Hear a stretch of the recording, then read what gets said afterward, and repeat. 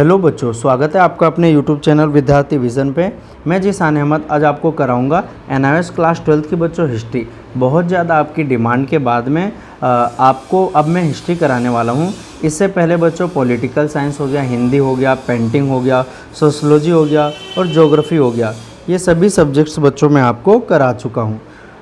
हम करते कैसे बच्चों, तो जो बच्चे पहले से पढ़ रहे हैं उनको पता होगा कि हम बुक को लाइन बाय लाइन एक्सप्लेन करते हैं, चीज़ों को आपको याद कराते हैं, बार बार बताते हैं और उसके साथ में बच्चों क्या करते हैं, इंपॉर्टेंट क्वेश्चन भी डिस्कस करते हैं। तो अब हम हिस्ट्री करेंगे। हिस्ट्री में पहला चैप्टर बच्चों हड़प्पा सभ्यता है, इसलिए सबसे पहले हम इसी को पढ़ने वाले हैं। तो शुरुआत करेंगे आज की क्लास का। आज का मोटिवेशन कोट से बच्चों कि कुछ बनना ही है तो समुद्र जैसा बनो, लोगों के पसीने छूटते चाहिए तुम्हारी गहराई नापते नापते, यानी समुद्र की तरह बनना है बच्चों। इसी तरह जितना गहरा समुद्र होता है बच्चों, जैसे उसकी गहराई मापते मापते लोगों के पसीने छूट जाते हैं, उतनी ही गहराई आपके ज्ञान में होना चाहिए बच्चों, ताकि कोई पूर्वानुमान न लगा सके कि आपके अंदर कितना ज्ञान है और आपको किस लेवल से आपसे बात करनी चाहिए, ऐसा कोई आपके बारे में सोच नहीं सके। तो बच्चों ये जो हड़प्पा सभ्यता है इसको अलग अलग नामों से भी जाना जाता है, यानी कोई सिंधु घाटी सभ्यता कहता है, कोई बच्चों इसको हड़प्पा सभ्यता कहता है। तो अलग अलग नाम से बच्चों इस सभ्यता को जाना जाता है। हड़प्पा सभ्यता बच्चों जिस काल में हुआ था उसी काल में बच्चों और भी कई सारी सभ्यता थी। जैसे मेसोपोटामिया में बच्चों दजला और फरात नदी के किनारे मेसोपोटामिया सभ्यता थी। मेसोपोटामिया की सभ्यता और मिस्र की सभ्यता बच्चों नील नदी के किनारे थी। ज़्यादातर सभ्यताएँ बच्चों नदियों के किनारे ही क्या हुई थी, विकसित हुई थी। भारत की सभ्यता बच्चों सिंधु नदी के किनारे थी, इसलिए सिंधु नदी के किनारे इसलिए इसको सिंधु घाटी सभ्यता भी कहते हैं। हड़प्पा सभ्यता, सिंधु घाटी सभ्यता। और सिंधु घाटी सभ्यता क्यों कहते हैं बच्चों, क्योंकि सिंधु नदी के किनारे इस सभ्यता का क्या हुआ था, उद्भव हुआ था। चीन में बच्चों हांगो सभ्यता है, ये पीली नदी के किनारे हुआ था, ध्यान रखना। तो जो हड़प्पा सभ्यता बच्चों इसका काल 2500 ईसा पूर्व से लेकर 1750 ईसा पूर्व तक माना जाता है। इन कुछ विद्वान मानते बच्चों कि 3300 ईसा पूर्व भी इसको बताते हैं। अब ध्यान रखना ईसा पूर्व किसे कहते हैं बच्चों, तो ईसा मसीह जी के जन्म से पहले के काल को हम ईसा पूर्व कहते हैं। जैसे ये सन 1 ईस्वी है बच्चों, इसका मतलब यहाँ पे जन्म हुआ था ईसा मसीह जी का, और हम अभी बच्चों 2025 ईस्वी में हैं।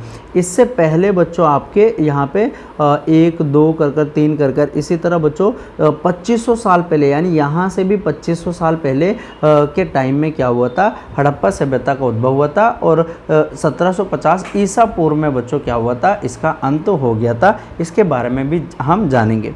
तो यहाँ पे लिखा हुआ है बच्चों, पहले देखते हैं क्या क्या चीज़ है। कि पिछले पार्ट में हमने देखा था कि कैसे प्रागैतिहासिक काल के लोग पत्थर के औजार बनाने और शस्त्रों का उपयोग करते थे। पुराने ज़माने में पाषाण काल था बच्चों, ज़्यादातर लोग क्या करते थे, पत्थर का औजार बनाते थे और इनका उपयोग करते थे। बाद में मनुष्य ने क्या किया बच्चों, धातुओं का उपयोग करना भी सीख लिया था। और तांबा ऐसी धातु थी जिसका उपयोग व्यक्ति ने औजार बनाने के लिए किया था। यानी सबसे पहले बच्चों तांबा का इस्तेमाल किया था लोगों ने धातु में, और औजार बनाते थे उससे, और उस औजार का क्या करते थे, जानवरों का शिकार करते थे बच्चों। उसके बाद धीरे धीरे अनेक सभ्यताओं का विकास हुआ था जो पत्थर और तांबे के औजार का उपयोग करने लगे। ये इसी के प्रयोजन से बच्चों एक धातु बनाया जिसे हमने कांसे का नाम दिया था। कांसा किसे कहते हैं बच्चों, जो तांबा और टीन इसका मिश्रण होता है। अगर पूछा आपसे तांबा और प्लस में टीन मिला देते हैं बच्चों, तो इससे जो धातु बनती है उसका नाम क्या है, कांसा। और जो सिंधु घाटी सभ्यता थी उसको कांस्य युगीन सभ्यता के नाम से भी बच्चों इसीलिए जाना जाता है। इतिहास के इस चरण को ताम्रपाषाण यानी चालकोलिथिक युग के नाम से भी जाना जाता है। चालको का मतलब होता है बच्चों तांबा, और लिथिक का मतलब होता है पत्थर, यानी तांबे और पत्थर का युग भी कहते हैं। भारत में ताम्रपाषाण काल का सबसे ज़्यादा जो उदीयमान अध्याय था बच्चों वो हड़प्पा सभ्यता, जिसे सिंधु घाटी सभ्यता के नाम से जाना जाता है, यहीं से प्रारंभ हुआ था। अब जो सिंधु घाटी सभ्यता है बच्चों, इसके बारे में हमें पता कैसे चलता है, तो सिंधु घाटी सभ्यता बच्चों इसके बारे में 1921 और 1922 में बच्चों भारत में क्या हुआ था, उत्खनन हुआ था। और सबसे पहले बच्चों हड़प्पा एक जगह थी, उसको खोज लिया गया था।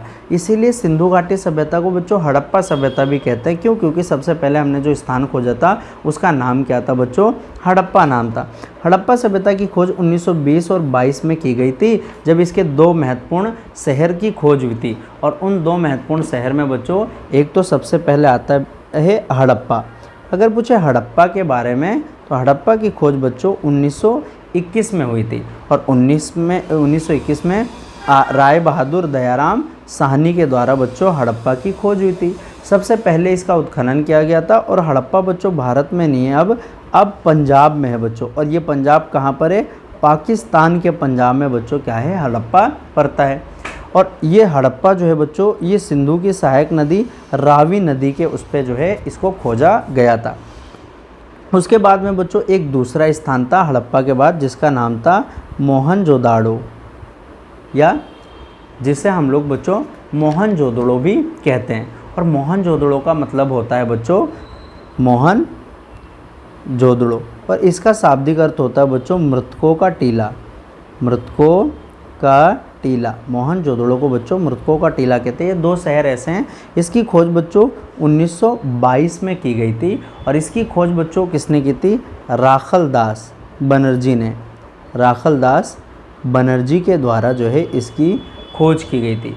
और ये जो है मोहनजोदड़ो बच्चों, ये सिंधु नदी में सिंधु नदी के किनारे इसको पाया गया था बच्चों। और ये कहाँ पर है यदि आपसे पूछे तो ये सिंध प्रांत में है, सिंध प्रांत। और ये सिंध प्रांत भी अभी कहाँ पर है? पाकिस्तान में ही है। यानी जो 2 महत्वपूर्ण शहर थे वो कहाँ पर है? पाकिस्तान में। ये स्थान रावी नदी, मैंने बताया था हड़प्पा रावी नदी के किनारे है और हड़प्पा और सिंधु नदी के किनारे क्या है? मोहनजोदड़ो है। पहले स्थान की खुदाई की गई और पहला किसने किया था बच्चों? राखलदास बनर्जी ने, और दूसरा पहला किसने किया था बच्चों? यहाँ पर मैं आपको लिख देता हूँ, राय बहादुर दयाराम साहनी ने किया था बच्चों। दयाराम साहनी ने किया था। यहाँ आरडी राय बहादुर दयाराम साहनी ने किया था। और यहाँ पे राखलदास बनर्जी, इनको भी आरडी हम बोलेंगे, इनको भी आरडी बोलेंगे, लेकिन ये राय बहादुर दयाराम साहनी है और ये राखलदास बनर्जी हैं बच्चों। इन्होंने क्या किया था? खुदाई की थी। तो इसमें कंफ्यूज नहीं होना। पहले स्थान की खुदाई की गई और डीआर साहनी के द्वारा और दूसरे की आरडी बनर्जी के द्वारा, राखलदास बनर्जी के द्वारा किया गया था। पुरातात्विक खोजों के आधार पर बच्चों हड़प्पा सभ्यता को 2600 ईसा पूर्व से लेकर 1900 ईसा पूर्व के कालखंड के बीच में माना गया। और ये विश्व की प्राचीनतम सभ्यताओं में से है कि सबसे प्राचीनतम सभ्यताएं मैंने बताई थी आपको यहाँ पर कि मेसोपोटामिक सभ्यता है दजला और फरात नदी के किनारे, मिस्र की सभ्यता नील नदी के किनारे और भारत की सभ्यता सिंधु नदी के किनारे, चीन की सभ्यता बच्चों हांगहो नदी के किनारे हैं। इसी तरह कई सारी सभ्यताएं आई थी, लेकिन भारत की जो सभ्यता है बच्चों सिंधु घाटी सभ्यता, ये कई मायनों में बहुत ही ज़्यादा महत्वपूर्ण है। कई बार बच्चों हड़प्पा सभ्यता को सिंधु घाटी सभ्यता भी कहा जाता है, क्योंकि जितनी भी बस्ती की खोज हुई वो कहाँ? सिंधु नदी के किनारे हैं। परंतु आजकल इसे हड़प्पा सभ्यता कहते हैं, क्योंकि हड़प्पा पहली जगह थी जहाँ से बच्चों क्या हुआ था? इस सभ्यता का अस्तित्व प्रकाश में आया था। 1921 में हड़प्पा की खोज राय बहादुर दयाराम साहनी ने किया था बच्चों, ध्यान रखना। इसके अतिरिक्त हाल के पुरातात्विक अन्वेषण से संकेत मिलता है बच्चों कि इस सभ्यता का विस्तार सिंधु नदी के पूरे सुदूर विस्तार तक फैला हुआ है। यानी बहुत काफ़ी हेक्टेयर में फैला है बच्चों। लगभग 13 लाख हेक्टेयर में बच्चों क्या है? ये सभ्यता फैले हुए। ये आपकी बुक में है, लेकिन आज के ज़माने में बच्चों 16 से 17 लाख हेक्टेयर तक ये फैल चुका है। इसलिए ये बेहतर है कि इस सभ्यता को हम हड़प्पा सभ्यता के नाम से ही पुकारें। ये भारत की पहली और नगर वाली सभ्यता थी बच्चों और विश्व की अन्य प्राचीन सभ्यताओं जैसे मेसोपोटामिया हो गया, मिस्र की समकालीन थी। हड़प्पा कालीन लोगों के जीवन और सभ्यता के संबंध में हमारी जानकारी सिर्फ पुरातात्विक खुदाई पर ही निर्भर है बच्चों, क्योंकि उस टाइम की जो लिपि थी ना उसको पढ़ा नहीं जा सका था। अब हम बात कर लेते हैं बच्चों हड़प्पा सभ्यता की लिपि के बारे में। तो जो हड़प्पा सभ्यता है ना, इसकी लिपि बच्चों भाव चित्रात्मक है। कैसी है? भाव चित्रात्मक लिपि है और इसमें बच्चों 400 से ज़्यादा चिन्हों का क्या किया गया है? इस्तेमाल किया गया है। लेकिन हड़प्पा की जो लिपि है ना उसको आज तक पढ़ा नहीं गया है बच्चों, क्योंकि दाएं से बाएं लिखी जाती थी और दूसरी लाइन फिर बाएं से दाएं लिखी जाती थी। यानी इनके लिखने का क्रम बच्चों कैसा था? ऐसे था, ऐसे ऐसे लिखते हैं। हम ऐसे स्टार्ट कर लिखना चालू कर देते हैं, लेकिन ये क्या है? शुरुआत में तो बच्चों दाएँ से बाएँ लिखते हैं, फिर बाद में बाएँ से दाएँ हो जाते हैं, ये ध्यान रखना। और हड़प्पा के बाद जो लिपि है बच्चों इसको आज तक पढ़ा नहीं जा सकता, क्योंकि आद्य ऐतिहासिक काल के अंतर्गत आते हैं। हड़प्पा सभ्यता का उद्भव बच्चों अचानक नहीं हुआ है। इसका विकास धीरे धीरे नवपाषाण युगीन ग्रामीण सभ्यता से हुआ है। यानी पहले ग्रामीण सभ्यता थी, फिर बाद में बच्चों नगरीय सभ्यता बनी है। ऐसा विश्वास किया जाता है कि सिंधु नदी के उपजाऊ मैदानी क्षेत्र से अधिकतम उपज लेने के बेहतर तकनीक का उपयोग करने के परिणाम स्वरूप बच्चों कृषि के उत्पादन में वृद्धि हो गई और इसी से फसल पैदा होने लगा। जब फसल पैदा हुई तो आबादी बनी, प्रशासकीय वर्ग बना बच्चों, और जीवन यापन लोगों का अच्छा हो गया। दूर दराज के प्रदेश के साथ बच्चों व्यापार करने लगे और इसी से बच्चों जो हड़प्पा सभ्यता थी ना उसमें समृद्धि आई। यानी इसका श्रेय मतलब किसको जाता है? कृषि को जाता है। 2000 ईसा पूर्व, लेकिन हड़प्पा सभ्यता बाद में बच्चों उसका अंत हो जाता है। फिर 2000 ईसा पूर्व के आसपास उपमहाद्वीप में कई सारे प्रादेशिक सभ्यताओं का उद्भव होता है जो कि पत्थर और तांबे के औजार के उपयोग पर ही आधारित है और इन्हें भी ताम्रपाषाण सभ्यताएं भी कहा जाता है। और ये हड़प्पा सभ्यता क्षेत्र के थोड़ा सा बाहर थे। आपको अगर मैप देखा होगा, हड़प्पा सभ्यता थोड़ा उत्तर की तरफ थी, लेकिन ये जो प्रादेशिक सभ्यता है दक्षिण की तरफ उद्भव होती हैं, ध्यान रखना। बुनियादी तौर पर ये सभ्यताएं ग्रामीण थी, लेकिन हड़प्पा सभ्यता बच्चों नगरीय सभ्यता थी। उसके बाद में के आसपास अगर पूछे काल पूछे तो 2000 ईसा पूर्व से 700 ईसा पूर्व ये ग्रामीण सभ्यताएं थी। ये सभ्यताएं पश्चिम और मध्य भारत में मिली और इन्हें गैर हड़प्पा सभ्यता यानी ताम्र पाषाण चालकोलिथित सभ्यता के बारे में कहा गया था। तो यहाँ पर बच्चों आपको बहुत ही ज़्यादा मतलब इंट्रोडक्शन मिल गया कि कैसे हड़प्पा सभ्यता के बारे में हम क्या क्या चीज़ जानेंगे। इस पाठ को पढ़ने का उद्देश्य ये बच्चों की हड़प्पा सभ्यता के उद्भव के बारे में, उसके विस्तार के बारे में हम अच्छे से जानें और हड़प्पा कालीन नगर योजना के बारे में जानें। ये जो भी उद्देश्य होता है बच्चों, यही प्रश्न आपके एग्जाम में आते हैं। ये मोस्ट इंपॉर्टेंट क्वेश्चन है कि हड़प्पा के उद्भव और विस्तार के बारे में बताओ, हड़प्पा के नगर योजना के बारे में बताओ, हड़प्पा सभ्यता के सामाजिक और आर्थिक जीवन के बारे में बताओ, हड़प्पा के लोगों के धार्मिक विश्वास और विचार के बारे में बताओ, ये सभ्यता लुप्त कैसे हुई, हड़प्पा सभ्यता के पतन के कारण के बारे में बताओ, हड़प्पा के बाहर में कई सारी प्रादेशिक सभ्यताएं हुई थी, इनके बारे में बताओ। तो ये मोस्ट इंपॉर्टेंट प्रश्न है जो आपके एग्जाम में आएंगे। लेकिन इससे पहले बच्चों हम हड़प्पा सभ्यता की कुछ प्रमुख विशेषताएं कर लेते हैं।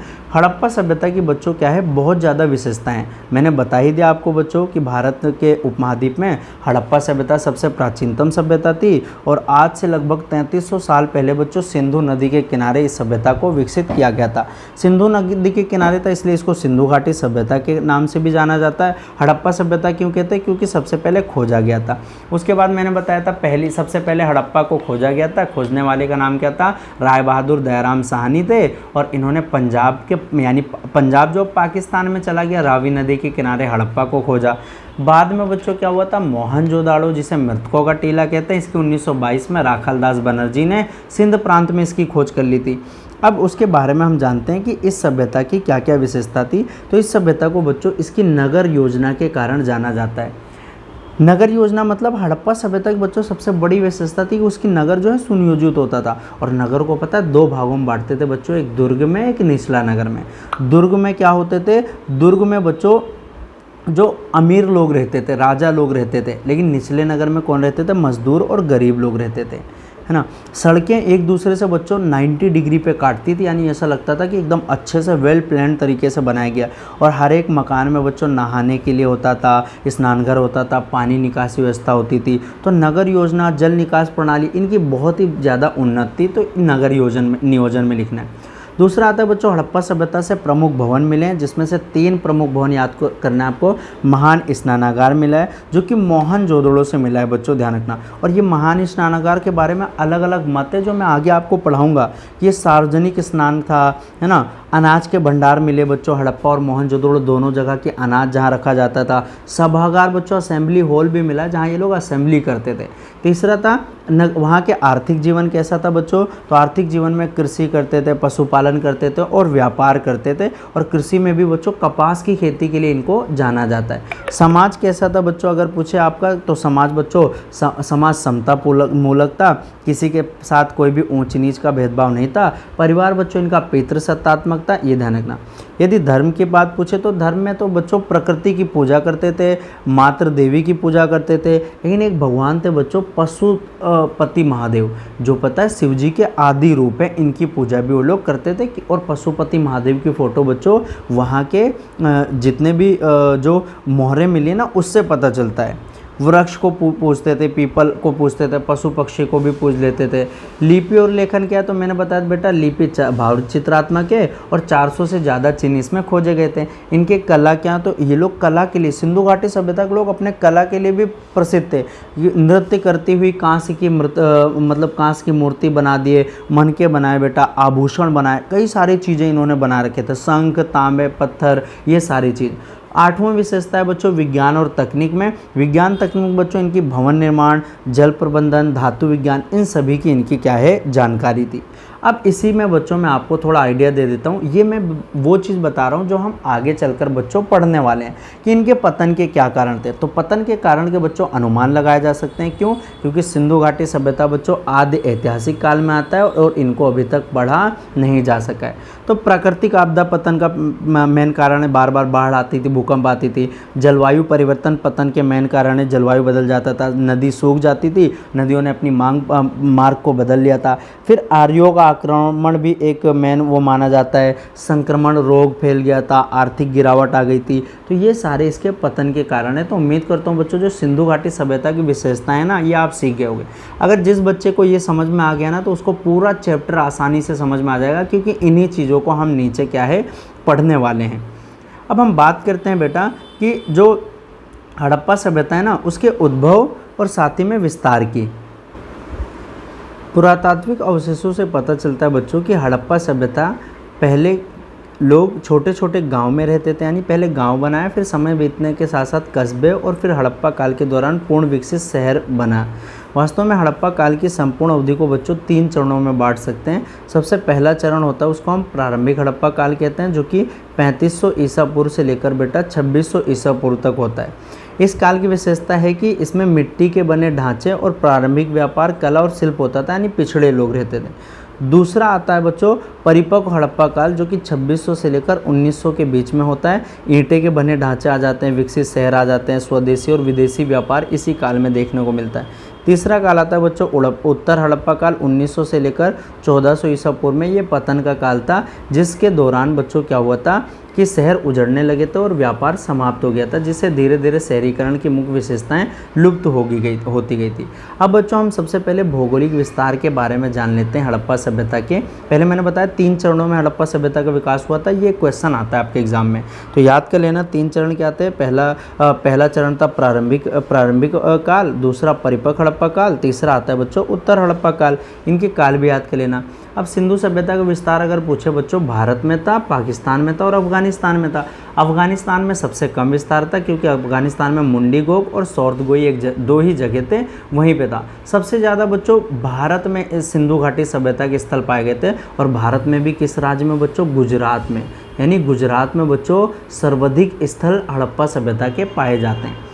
ये बच्चों इसका आकार त्रिभुजाकार था, लेकिन आज तो नए नए क्षेत्र मतलब मिलते जा रहे हैं, तो इसलिए अब चतुर्भुजाकार हो गया। अगर पूछे कि जो हमारी सिंधु घाटी सभ्यता थी उसका क्षेत्र क्या है, तो उत्तर दिशा में बच्चों ये मांडा, जम्मू एंड कश्मीर तक फैला हुआ था। यानी उत्तर दिशा, अगर बच्चों उत्तर से दक्षिण दूरी, यहाँ दक्षिण में दैमाबाद बच्चों महाराष्ट्र तक था। यानी जम्मू एंड कश्मीर से लेकर महाराष्ट्र तक नीचे, और ये नीचे पता है 1400 किलोमीटर तक बच्चों क्या था फैला था। उसके बाद बच्चों हमारे वहाँ पूर्व में क्या आता है, इधर की तरफ आलमगीरपुर यूपी तक फैला था। और यहाँ पश्चिम में बच्चों बलूचिस्तान यानी अफगानिस्तान के सूतकांगे डोर तक, यहाँ तक बच्चों क्या था फैला था। और ये 1600 किलोमीटर था। तो आप देख सकते हैं बच्चों की जो सिंधु घाटी सभ्यता थी वो कितना, उसका विस्तार कितना वृहद था। यानी दैमाबाद, मांडा जम्मू कश्मीर से लेकर बच्चों दैमाबाद महाराष्ट्र तक, और सूतकांगे डोर से लेकर आलमगीरपुर यूपी तक था। ज़्यादातर बच्चों भारत में हिस्से थे, ये ध्यान रखना। इसका टोटल बच्चों 13 लाख हेक्टेयर किलोमीटर था। आज तो बच्चों 16 से 17 लाख वर्ग किलोमीटर तक फैल गया है। आज अगर पूछे वर्तमान की बात पूछे बच्चों, 2800 से ज़्यादा स्थल की पहचान करी जा चुकी है। लेकिन आप घबराइए मत, आपको इन सभी को नहीं पढ़ना है, आपको कुछ ही के बारे में पढ़ना है। पुरातात्विक खुदाइयों से पता चलता है बच्चों की सभ्यता का विस्तार विस्तर क्षेत्र में है, जिसमें ना सिर्फ भारत में बल्कि ना सिर्फ भारत के राज्य जैसे राजस्थान हो गया, पंजाब हो गया, हरियाणा हो गया, गुजरात हो गया, महाराष्ट्र हो गया, उत्तर प्रदेश हो गया, बल्कि पाकिस्तान और अफगानिस्तान के भी क्षेत्र शामिल हैं इसमें। और इस सभ्यता के मुख्य स्थान क्या है? जम्मू कश्मीर का मांडा हो गया, जो कि सबसे उत्तर में है। अफगानिस्तान में बच्चों मैंने बताया था सौर्दगोई हो गया और मुंडीकोग हो गया। पाकिस्तान में बच्चों अगर पूछे पाकिस्तान में क्या क्या चीज़ है, तो पाकिस्तान में बच्चों कई सारे क्षेत्र जो ऐसे हैं जो कहाँ पर है, पाकिस्तान में है। जैसे कि यहाँ पे लिखा हुआ है बच्चों आपका हड़प्पा सभ्यता हो गया, है ना, मोहनजोदड़ो हो गया, चान्होदड़ो हो गया। ये राजस्थान में क्या है, कालीबंगन है। गुजरात में लोथल है बच्चों, धोलावीरा लोथल और धोलावीरा है। हरियाणा में बच्चों बनावली है और राखीगढ़ी है। महाराष्ट्र में दैमाबाद है। जबकि मकरान तट पर पाकिस्तान ईरान की सीमा के पास पर स्थित सूतकांगे डोर बच्चों हड़प्पा सभ्यता का सबसे पश्चिमी छोर है, जो कि मैंने मैप में बता दिया। यहाँ पे जो चीज़ें हैं बच्चों वो आपको ज़्यादा उसमें ध्यान नहीं देना है। आपको जो मैंने यहाँ पे मैप में बताया ना, ये चीज़ याद करना है कि मांडा जम्मू एंड कश्मीर, फिर नीचे दैमाबाद महाराष्ट्र, सूतकांगे डोर और आलमगीरपुर। यदि आप चाहो तो मैं आपको मतलब राज्य के हिसाब से आपको बता देता हूँ कि कहाँ पे क्या चीज़ है। जैसे यदि आपसे पूछे कि भारत में हरियाणा में बच्चों क्या चीज़ है, तो हरियाणा में आपको एक याद करना है, राखीगढ़ी और बनावली ये हरियाणा में। और भी हैं बच्चों पर 2 महीने। उसके बाद आता है बच्चों हरियाणा के बाद राजस्थान में क्या है, राजस्थान में है आपका कालीबंगा ये राजस्थान में। यूपी में क्या है बच्चों, यूपी में आप आलमगीरपुर याद कर लो। उसके बाद आता है बच्चों मैंने गुजरात, और गुजरात के जो स्थल है ना उनके बारे में आपको विशेष ध्यान रखना है, खास कर लोथल हो गया, है ना, क्योंकि सबसे ज़्यादा कहाँ मिला है, गुजरात में ही मिला है। धोलावीरा हो गया बच्चों, लोथल, धोलावीरा, है ना, और भी कई सारे हैं। जम्मू एंड कश्मीर में बच्चों आपको मैंने बता ही दिया, जम्मू एंड कश्मीर में क्या मिला है, मांडा मिला है। अब उसके बाद में आता है कि आबादी के स्थान के संकेत मिलते हैं कि हड़प्पा, कालीबंगन, घग्गर और हाकरा नदी के किनारे पर, जिसे आमतौर पर लुप्त नदी सरस्वती के साथ जोड़ा जाता है। पता है हड़प्पा सिंधु सरस्वती सभ्यता के नाम से भी जाना जाता है।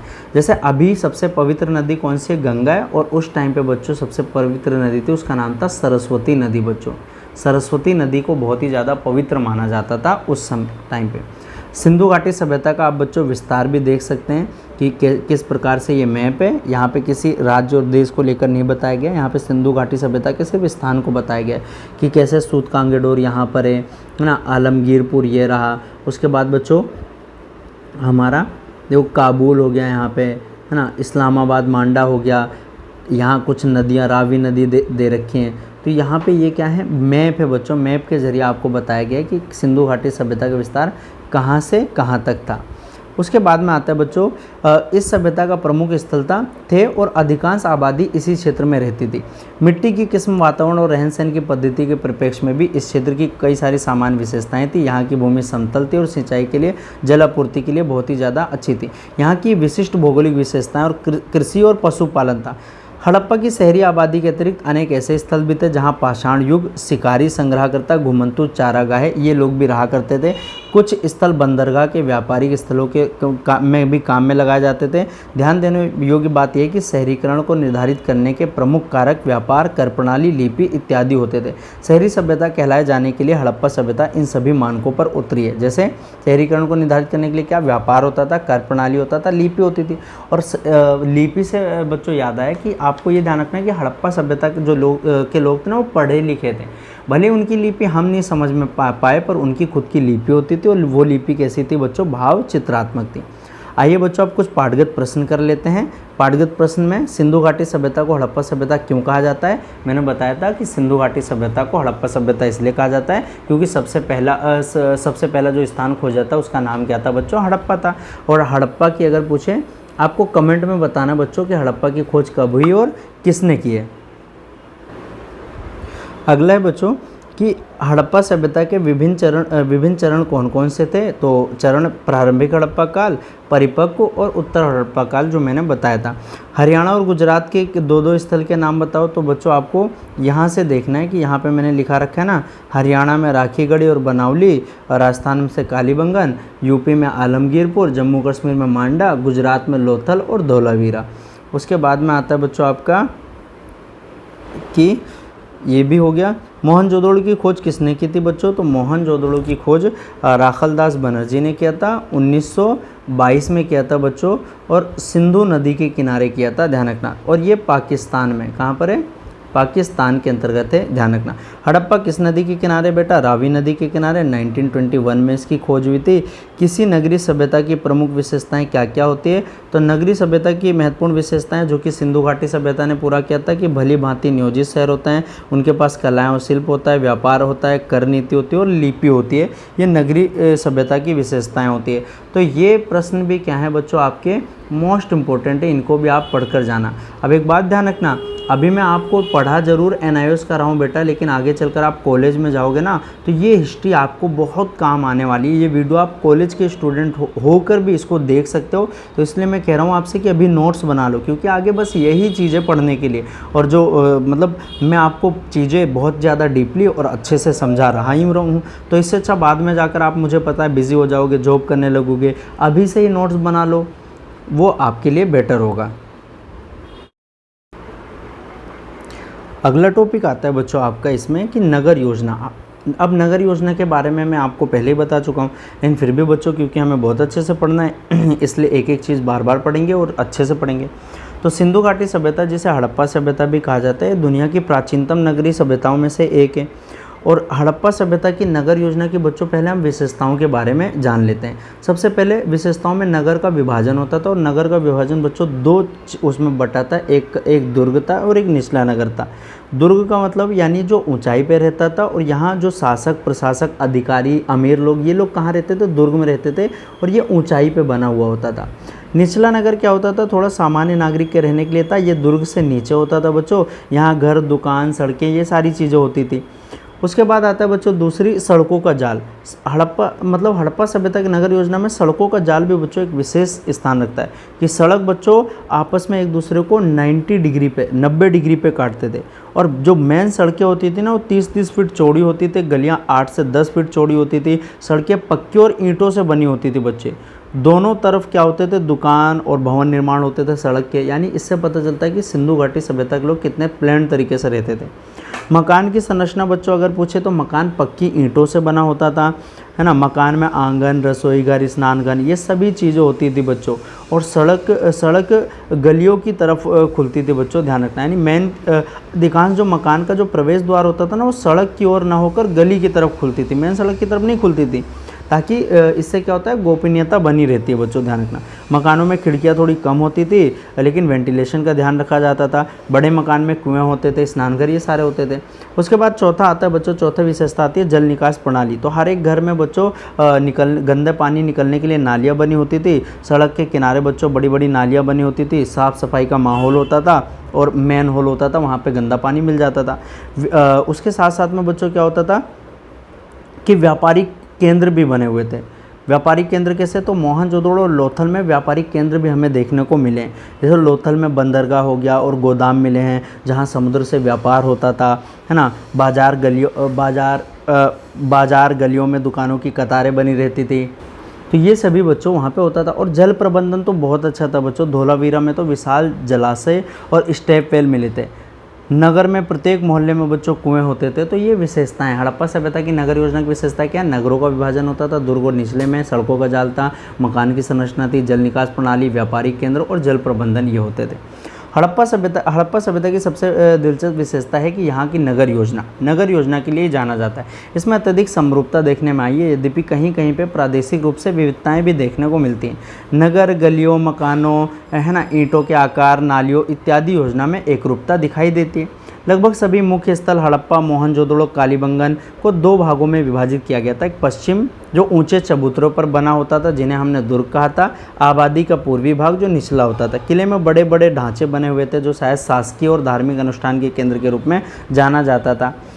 इस प्रकार बना था कि एक दूसरे के से समकोण पर सड़क काटते थे।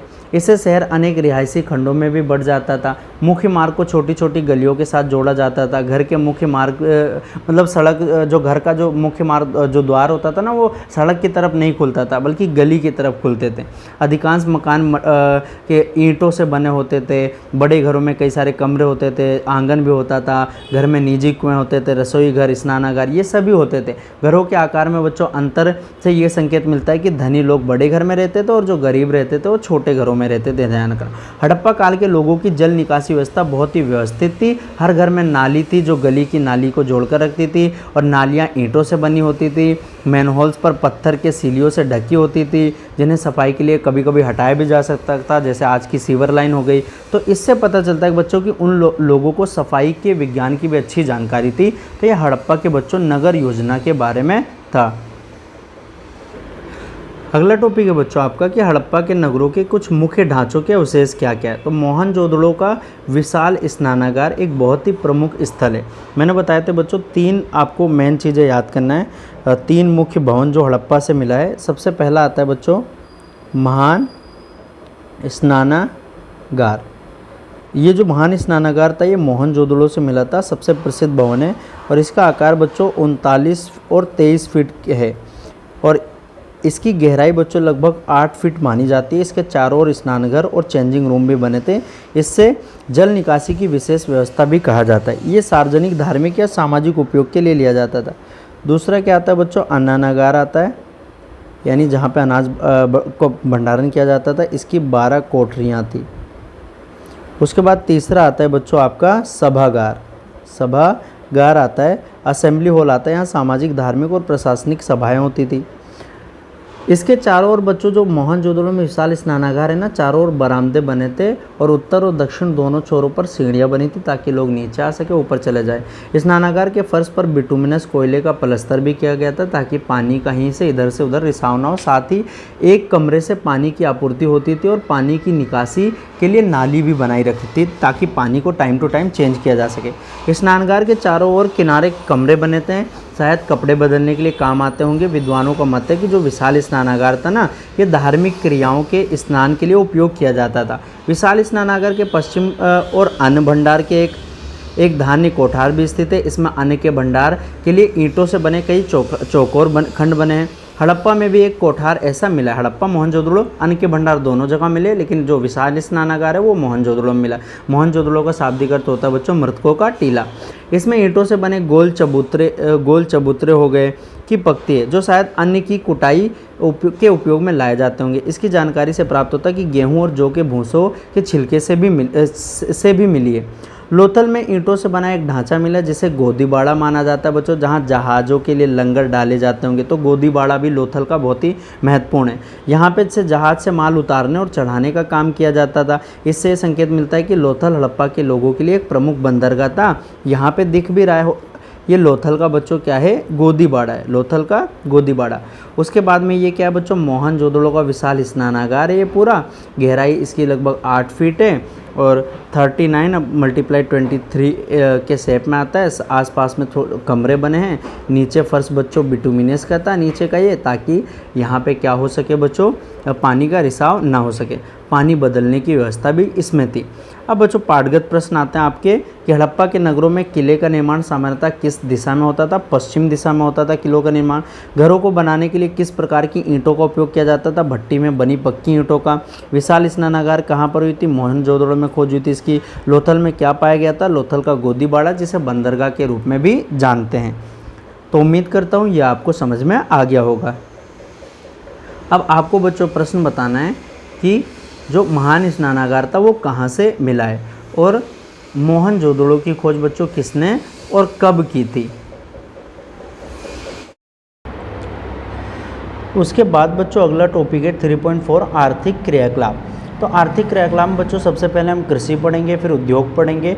कृषि में बच्चों आप जानते हैं कि जो सिंधु घाटी सभ्यता है वो सिंधु नदी के किनारे थी, और जिसके कारण वहाँ पे बच्चों बहुत ही उपजाऊ प्रकार की मृदा पाई जाती थी, जिसके कारण आसपास का जो इलाका था बच्चों वो उपजाऊ इलाकों में फैली हुई थी। ये जलवायु और मिट्टी के लिए बच्चों बहुत ही ज़्यादा उपयुक्त क्षेत्र होता था। हड़प्पा सभ्यता की बच्चों समृद्धि इसकी फली फूली विकसित आर्थिक गतिविधि पर आधारित है, जैसे कृषि हो गया, कला हो गया, शिल्प हो गया और व्यापार हो गया। सिंधु नदी बहुत ही ज़्यादा उपजाऊ नदी थी। उसके पास में सिंधु नदी के पास में बच्चों ये क्षेत्र था, इसलिए उपजाऊ शहर भी यहाँ पे थे। भूमि ने यहाँ अत्यधिक कृषि उपज में अपना योगदान दिया और जैसे ही कृषि उत्पादन बच्चों बढ़ा, हड़प्पा के लोग बच्चों भी विकसित होने लगे। आंतरिक और बाहरी दोनों स्तरों पर उद्योग विकसित करने में भी इससे सहायता मिली। कृषि के साथ साथ बच्चों पशुपालन भी हड़प्पा की अर्थव्यवस्था का बच्चों मेन आधार था। यानी हड़प्पा के लोग बच्चों कृषि तो करते थे, साथ ही साथ में बच्चों पशुपालन का कार्य भी करते थे। और कृषि में बच्चों प्रमुख फसल थी यहाँ पे गेहूँ थी बच्चों, जौ थी और कुछ बच्चों दलहन थी, जैसे मूंग, मसूर, मटर, सरसों, ये ध्यान रखना। और कपास की खेती बच्चों हड़प्पा में सबसे पहले बच्चों कपास की खेती की जाती थी और कपास से क्या बनाया जाता था, कपड़ा। यानी कपास की खेती की देन किसको कहा जाता है, हड़प्पा वालों को कहा जाता है। हड़प्पा, मोहनजोदड़ो, लोथल जैसे स्थान पर मिले कोठार, अन्न भंडार के काम लिए जाते थे। कृषि के कामों में प्रयुक्त औजार के संबंध में हमारे पास बच्चों कोई स्पष्ट साक्ष्य नहीं कि कैसे औजार थे। फिर भी जो कालीबंगन था, जो कि राजस्थान में, वहाँ पे खेत में हल चलाने या जुताई के चिन्ह भी हमें देखने को मिलते हैं। इससे पता चलता है कि वो लोग हल से खेती करते थे। हरियाणा के बच्चों हिसार जिले में बनवाली मिट्टी से हल चलाने की भी सूचना मिलती है। तो ये सभी फसल में गेहूँ, जौ, तिल, सरसों, मटर इत्यादि को बोया जाता था और कपास की खेती बच्चों वहाँ की एक प्रमुख फसल थी। मोहनजोदड़ो में बच्चों बुने हुए कपड़ों का एक टुकड़ा भी प्राप्त होता है और अनाजों के अतिरिक्त मछली और पशुओं के मांस भी हड़प्पा के लोग क्या करते थे, खाया करते थे।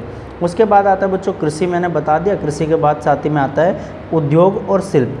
साथ साथ में बच्चों वहाँ के लोग पशुपालन भी करते थे, गाय, भैंस, बकरी ये सभी पालते थे बच्चों। ऊँट और बैलगाड़ी का उपयोग विशेषकर माल के यातायात के लिए किया करते थे। उद्योग में बच्चों तो हड़प्पा में उद्योग और जो शिल्प था ना, उसमें धातु कार्य हो गया, मणि बनाना, मिट्टी तथा टेराकोटा के द्वारा गाड़ियाँ बनाना और कई सारे हस्तशिल्प काम होते थे। हड़प्पा के लोग लोहे के अतिरिक्त लगभग सभी प्रकार की धातुओं से परिचित थे। सिर्फ लोहे से परिचित नहीं थे, वे सोने और चांदी की वस्तुएं भी बनाते थे। सोने की वस्तुएं मोती, बाजूबंद, सुइयाँ और अन्य गहने भी शामिल थे, परंतु सोने से ज़्यादा चांदी का उपयोग होता था और चांदी मेसोपोटामिया से आती थी बच्चों। चांदी के गहने, तसरियाँ इत्यादि ये सभी बनाया जाता था। कई सारे बच्चों औजार भी क्या क्या रखा था, उन लोगों ने बना रखा था। ये मोहनजोदड़ो में बच्चों एक नर्तकी की मूर्ति है जो कि नग्न अवस्था में है और इसका हाथ बच्चों एक इसकी कमर पे रखा है। ये आपसे पूछता है बच्चों कि ये कांस्य की मूर्ति कहाँ से मिली थी। ये सिंधु घाटी सभ्यता से मिली थी। तलवार जैसे शस्त्र के मिलने के कोई परिणाम हमें नहीं मिलते हैं। पत्थर के औजार का भी आमतौर पर उपयोग होता था। तांबा जो है राजस्थान के एक खेतड़ी नामक जगह से प्राप्त हो जाता था। सोना हिमालय की नदी और तराई दक्षिण भारत से आ जाता था। चांदी मेसोपोटामिया से आ जाता था। हमें कांसे के उपयोग होने के प्रमाण मिले और सबसे बड़ा प्रमाण तो है कि जो कांसे की सबसे प्रमुख जो नृत्य का फोटो मिला है, नग्न नारी की एक मूर्ति है जिसका एक हाथ नितंब पर है और दूसरा नृत्य की मुद्रा में हवा में झूल रहा है। और बहुत सारी बच्चों आपने देखा होगा ये बहुत सारी चूड़ियाँ बच्चों यहाँ से ऊपर यहाँ तक पहना है। अगर आपके पास 12th क्लास में बच्चों पेंटिंग है ना, तो पेंटिंग में भी आप इसके बारे में पढ़ सकते हैं। मनके बनाने की कला भी एक प्रमुख शिल्पकारी थी। बहुमूल्य पत्थर, रत्न बनाने वाले, ये सारी चीज़ बच्चों यहाँ पे क्या है मिले थे। हड़प्पा के लोगों को अनेक कला और शिल्पकारी के कामों में भी दक्षता प्राप्त थी। हड़प्पा काल की एक कलाकृति में बच्चों एक प्रसिद्ध कला मूर्ति है जो मोहनजोदड़ो से मिली थी, जो दाढ़ी वाले पुरुष की पत्थर से बनी बच्चों एक मूर्ति मिली थी जिसकी आंखें एक अंधमुंदी है, जैसे कि वो ध्यान की मुद्रा में बच्चों बैठा हुआ है। हड़प्पा के अनेक स्थलों में पुरुष और महिलाओं की बड़ी संख्या में मिट्टी की मूर्तियां प्राप्त हुई। इसका मतलब कि महिलाओं की मूर्तियों की संख्या पुरुषों की मूर्तियों से संख्या से ज़्यादा है। इसका मतलब वो मात्र देवी की ज़्यादा पूजा करते थे। लेकिन वहीं पे बच्चों इसके साथ ही अतिरिक्त पक्षी, बंदर, कुत्ते, भेड़, पालतू पशु, इन सभी की भी बच्चों क्या है मूर्तियाँ वहाँ से प्राप्त हुई हैं। मिट्टी के बर्तन बनाना भी हड़प्पा के लोगों का एक प्रमुख उद्योग था और वो मिट्टी के ऊपर कई सारी कलाकृति बनाते थे। मुख्य रूप से चाक और पहिए द्वारा बनाए जाते थे। इन पर लाल रंग करने के बाद काले रंग से सजावट भी की जाती थी। अलग अलग आकार और शक्ल में इनको बनाया गया था बच्चों। चित्रकारी के नमूने अलग अलग मोटाई की आड़ी लकीरें, पत्तों के नमूने, पाम और पीतल के पेड़, पक्षी, मछलियाँ, पशु इत्यादि चित्र भी मिट्टी के बर्तन पर बनाए जाते थे। यानी हड़प्पा के लोग बच्चों मोहरें भी प्राप्त हुई हड़प्पा से और कई सारे प्रकार की मोहरें थी सेलखड़ी से जो कि बनी हुई थी। साथ ही साथ में बच्चों ये यहाँ पे देख सकते हो आपकी एक मंगोल पुजारी की तरह ये लग रहा है। इसकी आंखें बंद है बच्चों। ये भी सिंधु घाटी से प्राप्त हुआ है। ये सभी कहाँ से प्राप्त हुए बच्चों? सिंधु घाटी से प्राप्त हुए। साथ ही साथ में बच्चों पशुपति सबसे प्रसिद्ध बच्चों मोहर वह जिसपे सींगों वाले एक पुरुष देव का चित्र बना हुआ है। और इसके 3 सिर हैं, ये पद्मासन की मुद्रा में बैठा है और ये चारों तरफ से बच्चों हाथी, बाघ, गेंडा इन सभी जानवरों से घिरा है। अनेक विद्वान इसको भगवान पशुपति यानी पशुओं के देवता प्राचीन आदि शिव के रूप में माना जाता है इनको। ये बच्चों पशुपति की मिहोर, यानी पहले लोग किसकी पूजा करते थे? पशुपति जी की। और ये पशुपति जी कौन है? आदि शिव जी को पशुपति जी कहा जाता है, पशुओं के देवता होते थे। तीसरा आता है बच्चों व्यापार। व्यापार बच्चों आंतरिक भी होता था और बाहरी भी होता था। अगर बच्चे आंतरिक व्यापार में बादल, बालियाँ, नए उत्पाद, वस्त्र, धातु सामान सड़कों, नहरों से ले जाए जाते थे। स्थानीय बाजार और ग्रेनरी व्यवस्था व्यापार को सुगम बना देते थे। बाहरी व्यापार का मतलब होता है बच्चों आंतरिक, एक होता है आंतरिक व्यापार यानी अंदर ही, एक होता है बाहरी व्यापार। और ये बाहरी व्यापार बच्चों कहाँ से होता था? मेसोपोटामिया से होता था। ईरान, अफ़गानिस्तान, अरब सागर के रास्ते बलूचिस्तान से व्यापार होता था। हड़प्पा को मेसोपोटामिया में बच्चों मेलुहा कहा जाता था, जिसे सीमा पार व्यापार प्रमाणित करता है। निर्यात में बच्चों ज़्यादातर कपास के वस्त्र, मिट्टी के बर्तन, ये सारे हम बाहर भेजा करते थे। हड़प्पा के लोगों की नगरीय अर्थव्यवस्थाएं एक महत्वपूर्ण विशेषता थी कि हड़प्पा सभ्यता जो थी, सिंधु घाटी सभ्यता नगरीय सभ्यता थी। और नगर क्यों बना था? क्योंकि कृषि में विस्तार हो गया था। उनका आंतरिक यानी देश के अंदर और बाहरी दोनों तरफ का व्यापार तंत्र, उनका एक जाल मौजूद था, नेटवर्क था। नगर की आबादी अपने खाद्य और अन्य जरूरी चीज़ों के लिए अपने आसपास के गांव पे निर्भर होते थे, यानी नगर गांव पे निर्भर होता था, गांव उत्पादन कर नगरों को सप्लाई करता था। इसलिए गांव और शहर के परस्पर संबंध आपस में विकसित हुए थे। इसी प्रकार शहरों के शिल्पकारों को अपनी चीज़ें बेचने के लिए बाजार की जरूरत होती थी और नगर में बाजार होते थे। इससे शहरों के बीच परस्पर संपर्क स्थापित हो गए थे। व्यापारियों ने विदेशी भूभाग, विशेष रूप से मेसोपोटामिया के साथ भी व्यापारिक संबंध स्थापित किया था।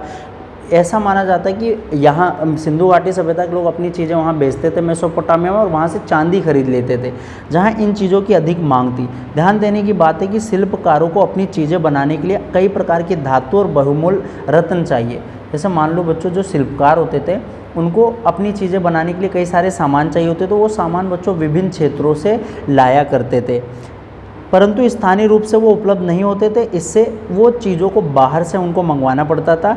अपने उद्गम स्थल से दूर कच्चे माल की दूसरे स्थान पर उपस्थिति से स्वाभाविक रूप से ये संकेत मिलता है कि ये वस्तुएं निश्चित तौर पर उन स्थानों पर वस्तुओं के विनिमय की प्रक्रिया के माध्यम से वहाँ दूसरी जगह पहुँची होंगी। जैसे मान लो कोई ये ए स्थान है बच्चों, यहाँ पे एक ऐसी चीज़ पाई जाती है जो यहाँ नहीं, यहाँ पाई जाती है, तो इसका मतलब ये यहाँ पे विनिमय के द्वारा ही तो गया होगा। इस प्रकार राजस्थान से, जैसे कहाँ से क्या क्या आता था, राजस्थान से बच्चों तांबा आ जाता था, क्योंकि राजस्थान में तांबा बहुतायत होता था। हड़प्पा के लोग यहाँ खेतड़ी स्थित तांबे की खान से तांबा प्राप्त कर लेते थे। कर्नाटक में कोलार, जानते हो, KGF मूवी देखा होगा, है ना, कोलार गोल्ड फील्ड्स बच्चों, वहाँ सोने की क्या है, खाने हैं। हिमालय नदी के तराई क्षेत्र संभवतः सोने की पूर्ति हो जाती थी वहाँ से भी। चांदी का स्रोत शायद राजस्थान की ज्वार स्थित खाने रही होंगी, वहाँ से चांदी की प्राप्ति होगी। ऐसा विश्वास किया जाता है कि चांदी सभ्यता, हड़प्पा सभ्यता की वस्तुओं के विनिमय के बदले हम मेसोपोटामिया से भी ले आते थे। साथ ही साथ में बच्चों मोती बनाने के लिए प्रयुक्त किए जाने वाले जो रत्न थे वो अफ़गानिस्तान के उत्तर पूर्व के कई सारे क्षेत्र से लाते थे, है ना। फिरोजा और हरिताश्म शायद मध्य एशिया से लाया जाता था। गोमेद और स्फटिक और कॉर्नेलियन की आपूर्ति पश्चिम भारत से होती थी। ये मोती बनाने के लिए सामान होते हैं। सीप और शंख जो है गुजरात के आसपास से ले आया जाता था।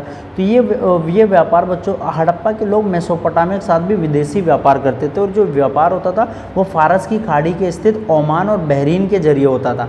याद रखना बच्चों, व्यापार कैसे, ओमान और बहरीन में फारस की खाड़ी के जरिए होता था। फारस की खाड़ी के जरिए क्या होता था, व्यापार होता था। हड़प्पा के क्षेत्र में मिली मोती, मोहर और पांसे की गोटियों जैसी कलाकृति इत्यादि मौजूदगी से इसकी पुष्टि भी हो जाती है। यदि भी उन क्षेत्रों की कलाकृतियां हड़प्पा के स्थल की में बहुत ही कम स्थानों पर मिली हैं, परंतु पश्चिम एशिया या पारसी मूल की एक मोहर लोथल में प्राप्त हो गई है, यानी पश्चिम एशिया की, जिससे इस संबंध की पुष्टि हो रही है कि हाँ भाई व्यापार तो हुआ ही होगा। सूसा, उर और मेसोपोटामिया के नगरों से लगभग 2 दर्जन हड़प्पा की मोहरें मिली हैं, जो कि मेसोपोटामिया में। इसका मतलब इनके बीच में आंतरिक व्यापार बच्चों होता था। मेसोपोटामिया से मिले शिलालेखों से हमें हड़प्पा के साथ मेसोपोटामिया के संपर्क के संबंध में बहुमूल्य सूचना भी मिलती है। इन शिलालेखों में दिलमून, मगन, मेलुलुहु के साथ व्यापार के संकेत मिलते हैं। विद्वानों ने मेलुलु के हड़प्पा के क्षेत्र के साथ मगन के मकरान तट के साथ और दिलमोन के बहरीन के साथ संपर्क की पहचान की है। इनसे संकेत मिलते हैं कि मेसोपोटामिया मेलुलु से तांबा, कोर्जेलियन, हाथी दांत, सीपियाँ, कई सारे बच्चों क्या है चीज़ों का आयात और निर्यात करते थे। मेसोपोटामिया से हड़प्पा को निर्यात किया। अब मेसोपोटामिया से हम हड़प्पा में क्या क्या चीज़ निर्यात होता था, हमने क्या चीज़ किया बच्चों, हमने बता दिया। सबसे पहले निर्यात की जाने वाली चीज़ों में शामिल था तैयार कपड़ा, ऊन, इत्र, चमड़े, ये वस्तुएं, चांदी, ये सब हम मेसोपोटामिया से मंगाते थे। चांदी के अतिरिक्त सभी वस्तुएं बच्चों नासवान हैं। ये मुख्य कारण रहा होगा जिसकी वजह से हड़प्पा के स्थल में हमें इन वस्तुओं के अवशेष बच्चों ज़्यादा नहीं मिलते हैं। तो हमने क्या क्या आयात किया, क्या क्या निर्यात किया, कैसे संबंध पाए जाते हैं, तो इसके अंतर्गत हमने बच्चों इसके बारे में देखा। यहाँ पर हेडिंग क्या चीज़ थी, आपने देखा बच्चों कि यहाँ पे हमने पढ़ा आर्थिक क्रियाकलाप। तो आर्थिक क्रियाकलाप में कृषि पढ़ा, पहला कृषि था बच्चों। कृषि के बाद में आपका आया था दूसरा व्यापार, और तीसरा क्या है बच्चों, उद्योग और शिल्प। या आगे पीछे कर सकते हैं।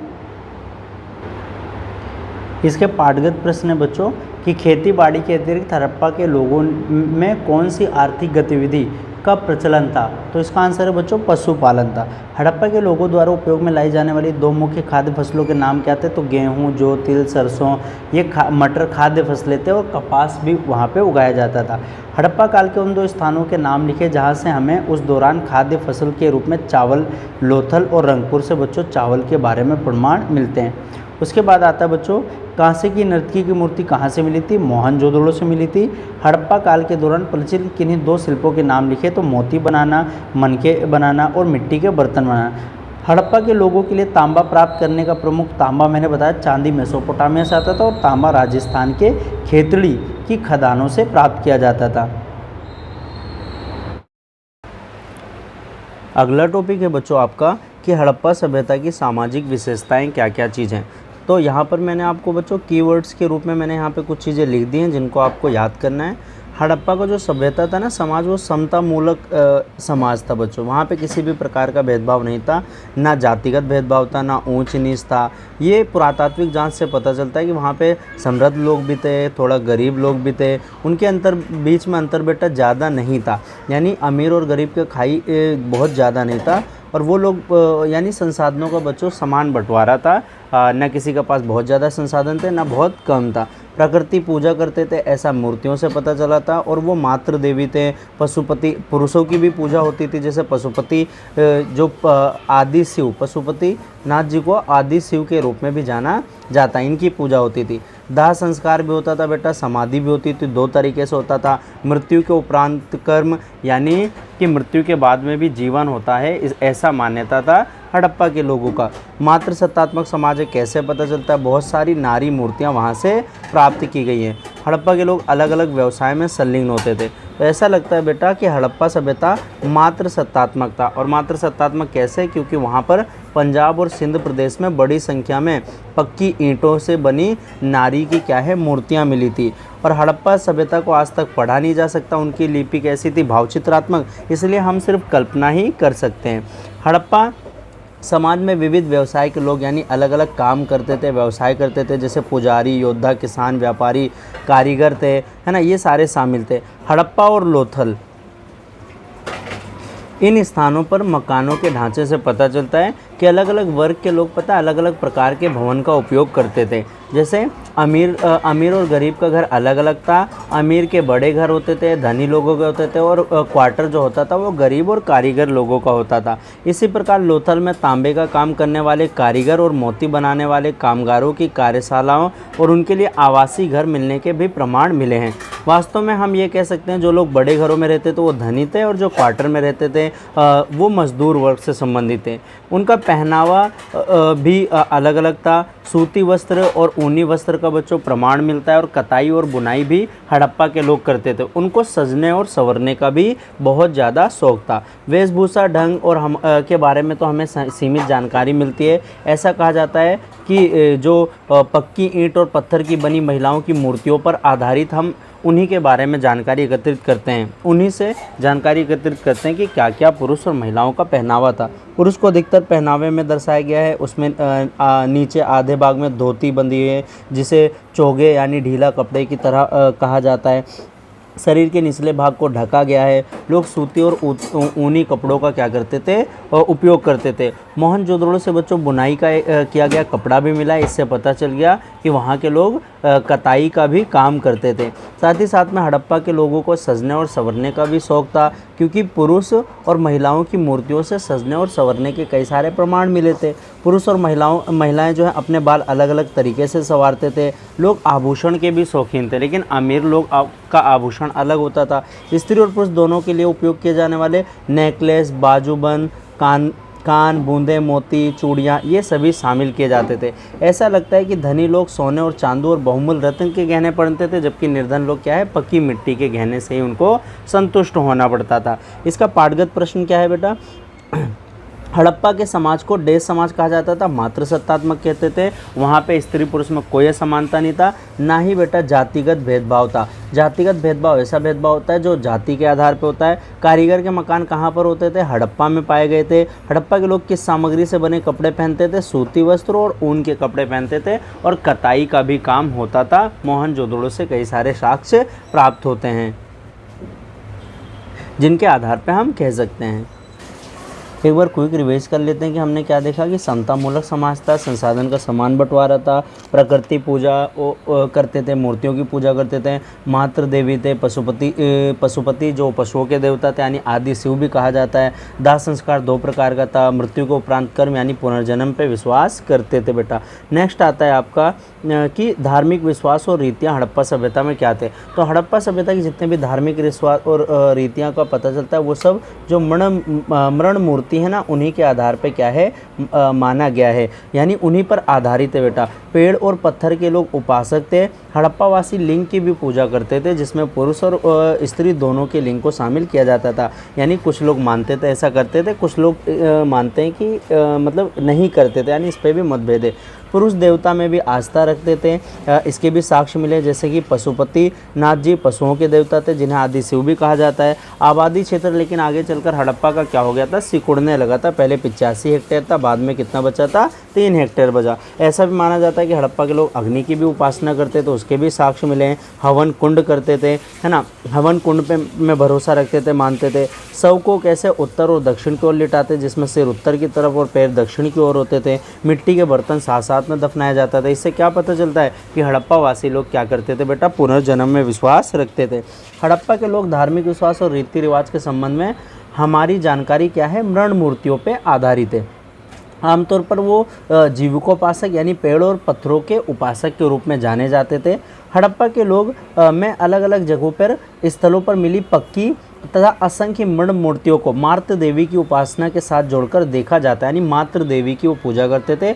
अधिकांश मूर्ति में महिलाओं ने क्या कर रखा है, चौड़ी सी करघनी, बाघ की खाल का कपड़ा पहन रखा है, हार पहन रखा है, पंख के आकार के सिरों वस्त्र पहने हुए हैं।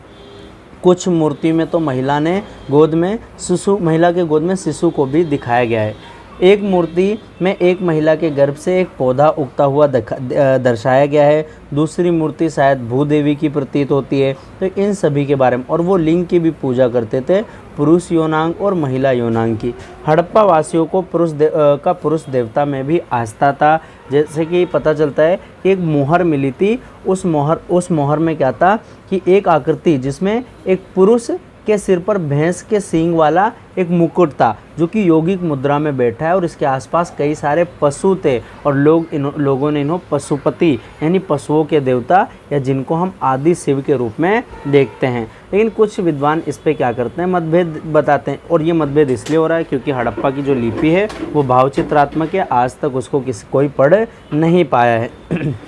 साथ ही साथ में ईसा पूर्व के बाद देखने में आया है कि इसके हड़प्पा के आबादी क्षेत्र क्या हो गए थे, सिकुड़ने लगे थे।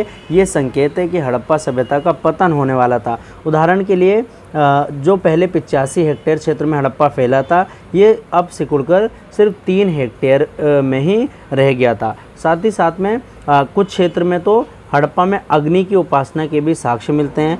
कालीबंगन में ईंटों के बने अनेक चबूतरों की पंक्तियाँ और उन पर गड्ढों में राख और पशुओं की हड्डियां भी मिली हुई है। अनेक विद्वान इन्हें हवन कुंड भी मानते हैं, यानी कालीबंगा में जैसे क्या कर रखा है, हड्डी और राख मिली है तो हवन कुंड मानते हैं।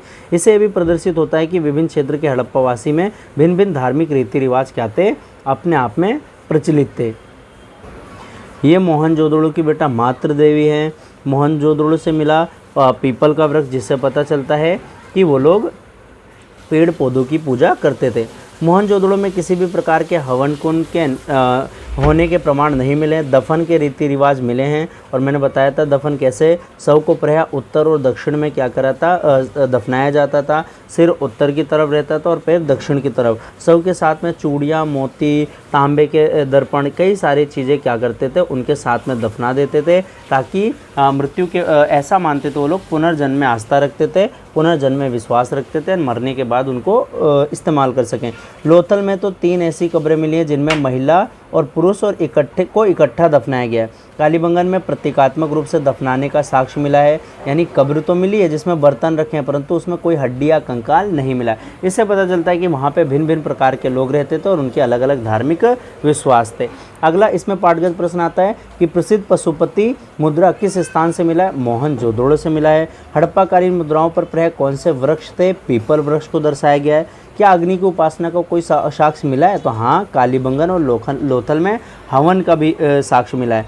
संयुक्त कब्रें किस स्थान पर मिली हैं? लोथल पे मिली हैं संयुक्त कब्रें, जहाँ पुरुष स्त्री को दफनाया गया है साथ में। नेक्स्ट आता है बेटा कि हड़प्पा सभ्यता की क्या है, लिपि कैसी थी? तो हड़प्पा वासी जो है शिक्षित थे और उनको मुद्राओं पर अनेक प्रकार के चिन्ह, आकृतियाँ, ये सभी बनाना आता था। कई सारे अध्ययन से पता चलता है कि हड़प्पा की लिपि में लगभग 400 से ज़्यादा चिन्ह हैं, और हड़प्पा की लिपि बेटा दाईं से बाईं ओर लिखा जाता था, यानी दाईं से बाईं ऐसे कर ये भावचित्रात्मक इस तरह से उनकी लिखाई होती थी। हम लोग ऐसे लिखते हैं बेटा, लेकिन वो लोग ऐसे लिखते थे, ये ध्यान रखना। परंतु अभी तक इस लिपि को पढ़ा नहीं जा सकता है। अपने भावों को सीधे व्यक्त करने के लिए वो किसी भावचित्रात्मक लिपि का प्रयोग करते थे। हमें उनकी भाषा की कोई जानकारी नहीं है, परंतु कुछ विद्वान को विश्वास है कि वो ब्राह्मी भाषा बोलते थे, जो भाषा आज पाकिस्तान के बलूची लोग आज भी बोलते हैं। तथापि अभी भी इस बारे में कोई साफ तौर से कुछ भी कहा नहीं जाता, यानी ब्राह्मी भाषा बोलते हैं, जो कि पाकिस्तान के बलूच लोग आज भी बोलते हैं। अगला टॉपिक आता है बच्चों की हड़प्पा सभ्यता के पतन के कारण। ये मोस्ट इंपॉर्टेंट क्वेश्चन है, ये आपके एग्ज़ाम में पूछ लिया जाता है, तो इसको पॉइंट्स में याद करना है, समझना है, फिर आपको एग्ज़ाम में क्या है उत्तर देना है। अब हड़प्पा सभ्यता जो 1900 तक फलती फूलती रही, हड़प्पा सभ्यता जिसे सिंधु सभ्यता भी कहा जाता था, ये दुनिया की सबसे प्राचीन सभ्यताओं में से बेटा एक था, और ये योजनाबद्ध सभ्यता थी, यानी नगरीय सभ्यताओं में से एक थी। दुनिया में लगभग आपको पता है 3300 ईसा पूर्व से लेकर 1900 ईसा पूर्व तक क्या था, ये फली फूली थी। लेकिन हड़प्पा और मोहनजोदड़ो जैसे नगरों की उन्नत नगर योजना, जल निकासी व्यवस्था, व्यापार प्रणाली, जो धार्मिक मान्यताएं, इसे समकालीन सभ्यताओं से एकदम बिल्कुल अलग पहचान दिया। लेकिन 1900 के बाद में कुछ ऐसा हुआ कि जिसके कारण इस सभ्यता का क्या हुआ, धीरे धीरे पतन हो गया। 1900 ईसा पूर्व से लेकर 2400 ईसा पूर्व तक ये पूरी तरीके से ख़त्म हो गया था। जो 85 हेक्टेयर में फैला ये सभ्यता बस 3 हेक्टेयर में बचा था। कुछ लोग ऐसा भी मानते थे कि यहाँ के लोग दूसरी जगह आबादी में शिफ्ट होते चले जा रहे हैं। तो 1900 तक बच्चों फलती फूलती सभ्यता थी। इस सभ्यता के बाद की अवधि की नगरीय सभ्यता के चरण के बाद में उत्तरवर्ती हड़प्पावासी काल के रूप में जाना जाता है, यानी हड़प्पा के काल में उत्तरवर्ती हड़प्पा काल आता है, जिसे हम अभी आगे बढ़ेंगे। इस काल की विशेषता इस प्रकार रेखांकित किया जाता है कि नगर योजना था, लेखन कला था, माप तोल था, मिट्टी के बर्तन में समानता, ये सारे चीज़ यहाँ थे, ये धीरे धीरे विलुप्त हो गए थे।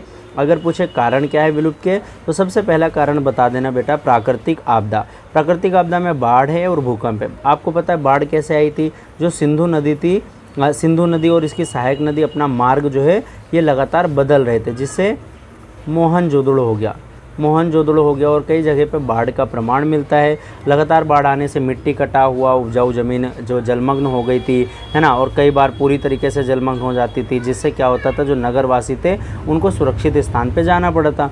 भूकंप की वजह से भी क्या है, हड़प्पा सभ्यता पतन हो गया था। कुछ विद्वान मानते हैं कि भूकंप आने के भी प्रमाण मिले वहाँ पर।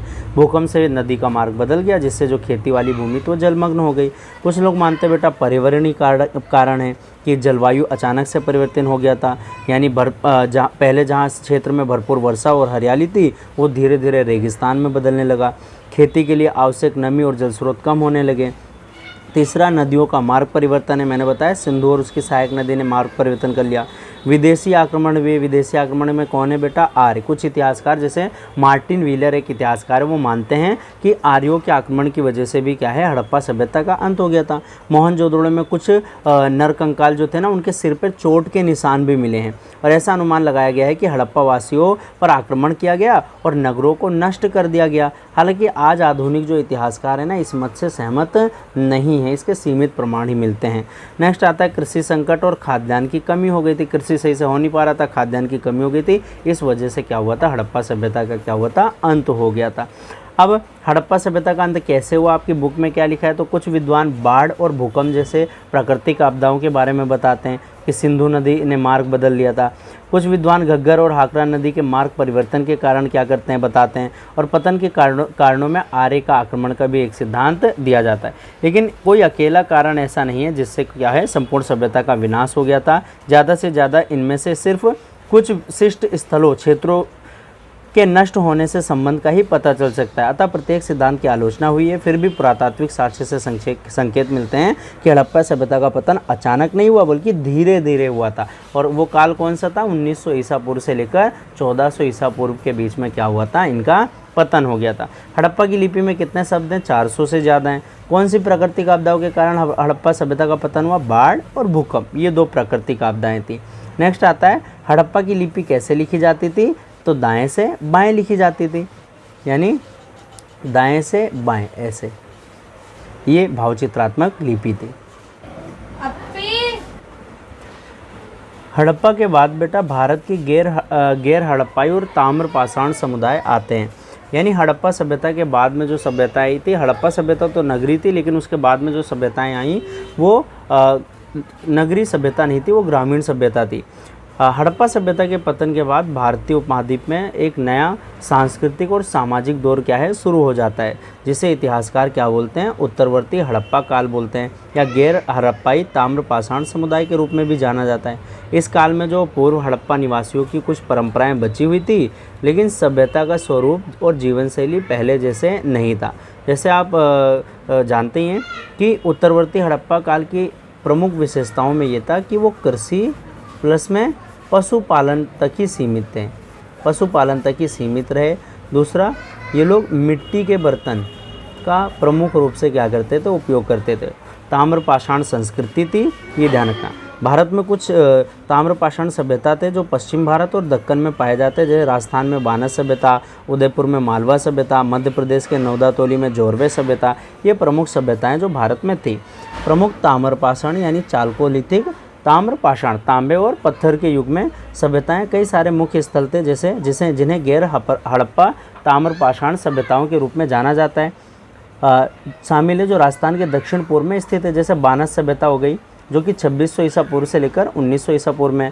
जयपुर के निकट आहार और गिलकुंड जैसे मुख्य स्थलों सहित मालवा सभ्यता हो गया जो 1700 से 1400 ईसा पूर्व में था। पश्चिम मध्य प्रदेश में नवदातोली जैसे कई सारे स्थल को मिला लो तो वहाँ जारवे सभ्यता हो गया, ये प्रमुख सभ्यता। राजस्थान में बानस सभ्यता, उदयपुर में मालवा सभ्यता और मध्य प्रदेश में जोरवे सभ्यता थी। महाराष्ट्र के पुणे के आसपास में इनाम गांव और चांदोली सहित पूर्वी उत्तर प्रदेश, बिहार, बंगाल ताम्रपाषाण सभ्यताओं यानी चालकोलिथिक कल्चरल्स के प्रमाण मिलते हैं।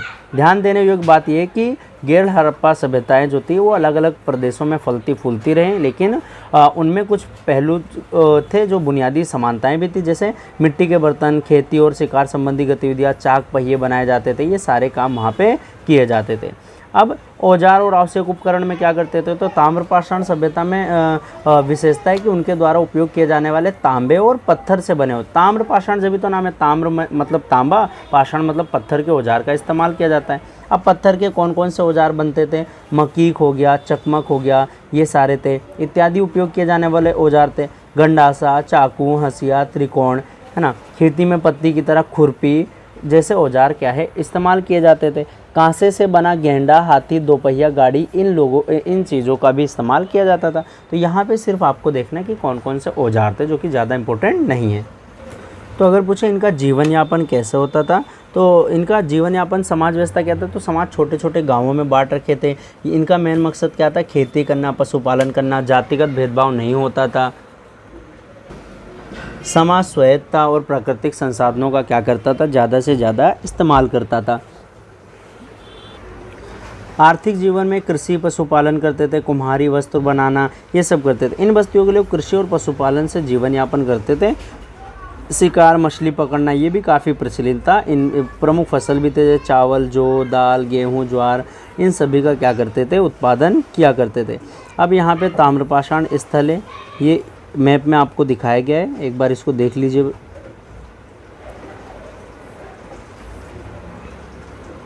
अगला आता है आपका कि इस सभ्यता के प्रमुख भाग उन्हीं क्षेत्रों में समूह के रूप में विकास हुआ है जहाँ मुख्य काली मिट्टी बहुतायत में पाई जाती है। आपको पता है काली मिट्टी दक्कन के पठार के क्षेत्र में यहाँ पे पाया जाता है, और काली मिट्टी में सबसे ज़्यादा किसका उत्पादन किया जाता है, कपास की खेती की जाती है।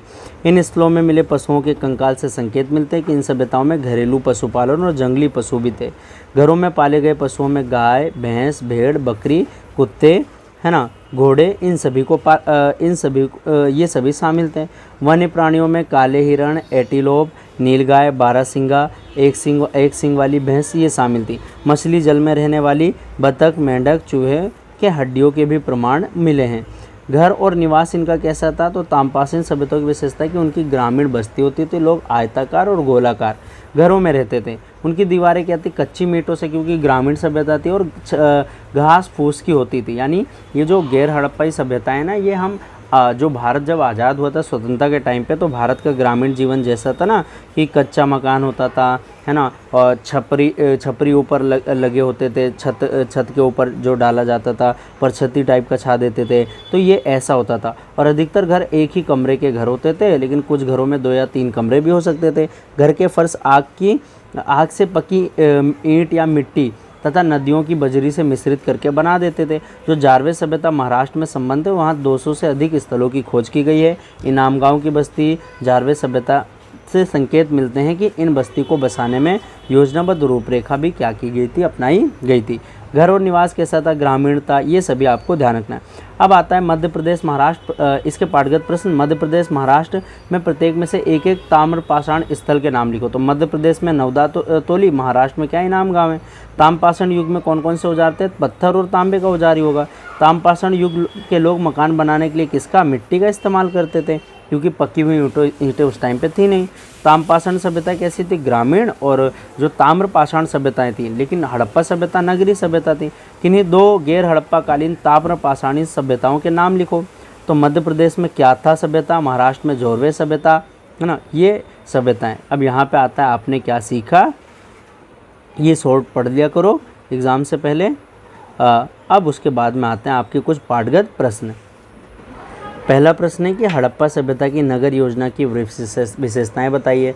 तो हड़प्पा में बड़ी बड़ी इमारतें थे, सुनियोजित नगर था, नगर को दुर्ग और निचला नगर 2 भागों में बांटा गया था, सड़कें एक दूसरे से 90 डिग्री पे मिलते थे, मकान पकी हुई ईंटों से बने थे, है ना, प्रत्येक घर में अहाता, स्नान घर, पानी की निकासी, ये सभी होता था। हड़प्पा काल में प्रचलित कौन कौन से उद्योग थे वो बता देना आपको। हड़प्पा और मेसोपोटामिया के साथ व्यापार के संबंध के बारे में आपको थोड़ा बता देना कि व्यापार के साक्ष्य तो मिले थे हड़प्पा और मेसोपोटामिया के बीच में। हड़प्पा वासियों के धार्मिक जीवन के संबंध में कुछ विशिष्टताओं का उल्लेख कीजिए। तो धार्मिक जीवन क्या था हड़प्पा के लोगों का, मैंने बताया था, प्रकृति पूजा थे, पशुपति नाथ जी थे, है ना, कई सारी मूर्तियाँ मिली हैं। हड़प्पा सभ्यता के पतन के बारे में आपको बताना है कि कैसे पतन हुआ, और गैर हड़प्पा ताम्रपाषाणी लोगों के जीवन के बारे में बताना है कि उनका जीवन ग्रामीण था, खेती पशुपालन करते थे। तो उम्मीद करता हूँ आपको ये चैप्टर समझ में आया होगा। वीडियो को 2 बार देखना, ज़रूर समझ में आ जाएगा, है ना। मिलेंगे नेक्स्ट चैप्टर में बेटा। अब हम आपकी हिस्ट्री की भी जल्द से जल्द क्लास लेकर आएंगे और सारे चैप्टर्स को क्या करेंगे, कवर करा देंगे। आपका एग्ज़ाम आने वाला है, आपको क्या करना है, अभी से मेहनत करनी है, वीडियोस देखनी है, नोट्स बनाना है और ज़्यादा से ज़्यादा लिखने का प्रयास करना है। एनआईएस हार्ड नहीं होता, एनआईएस में बस क्या है, बच्चे लिखना भूल जाते हैं, तो आपको लिखने का अभ्यास करना है। और लिखोगे जब आप पढ़ोगे, आपको पता होंगी चीज़ें, और पता जब होंगी जब आप वीडियोज़ को देखोगे। मिलेंगे नेक्स्ट वीडियो में नेक्स्ट चैप्टर के साथ, तब तक के लिए जय हिंद बच्चों।